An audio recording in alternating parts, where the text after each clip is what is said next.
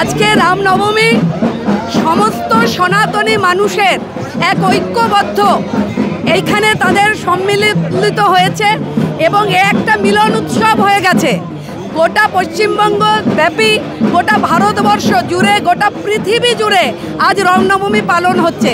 আজ রামনবমীর পুণ্যতিথিতে গড়িয়া থেকে 8B আমাদের এই র্যালি, একই রকম মুকুন্দপুর থেকে একটা র্যালি আসছে, একই রকম রানীকুটি থেকে একটা র্যালি আসছে।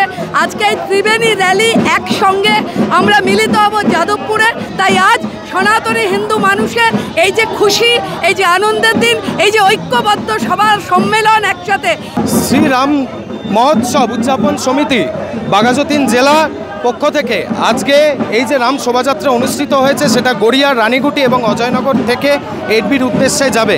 আপনারা ইতিমধ্যেই দেখতে পাচ্ছেন কত মাতৃশক্তির এখানটায় আগমন হয়েছে এবং আমরা আশাবাদী যে আজকে পুরো যাদবপুর এরিয়ার সমগ্র সনাতন প্রেমী রাম ভক্তরা আজকে রাস্তায় এই শোভাযাত্রায় অংশগ্রহণ করবেন।